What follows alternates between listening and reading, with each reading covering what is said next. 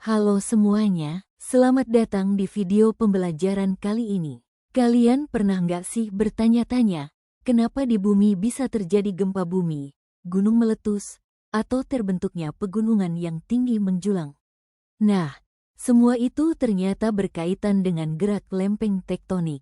Di video ini, kita akan membahas bagaimana lempeng-lempeng besar penyusun bumi terus bergerak, saling bertumbukan, bergeser, bahkan menjauh satu sama lain. Adapun tujuan pembelajaran kali ini yaitu 1. Mengingat pengertian dan jenis lempeng tektonik.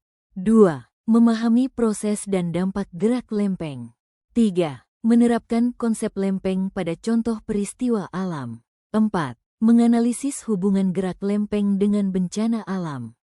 5. Mengevaluasi upaya sikap peduli dan waspada terhadap fenomena alam akibat lempeng tektonik. 6. Menciptakan karya sederhana tentang gerak lempeng tektonik.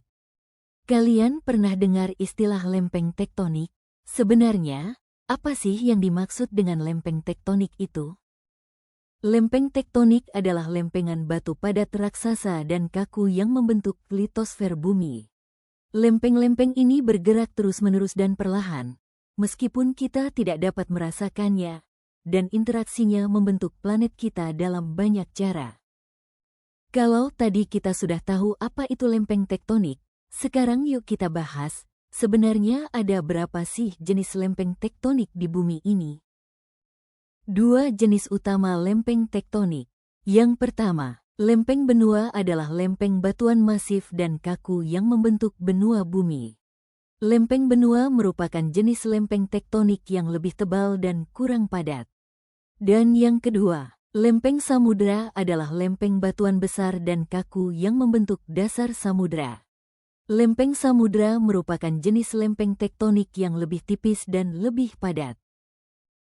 Sebelum kita bahas lebih jauh, penting untuk tahu dulu apa itu batas lempeng tektonik dan bagaimana batas-batas ini memengaruhi bentuk bumi kita. Jenis batas lempeng. Yang pertama konvergen. Dua lempeng bergerak saling mendekat. Yang kedua divergen. Dua lempeng bergerak saling menjauh. Dan yang terakhir transform. Dua lempeng saling bergerak secara horizontal dan lateral satu sama lain. Batas konvergen adalah tempat lempeng tektonik bertabrakan atau bertemu. Ketika dua lempeng bertemu, interaksinya dapat menghasilkan berbagai fenomena geologi. Batas konvergen berkontribusi terhadap pembentukan pegunungan, aktivitas gunung berapi, dan gempa bumi.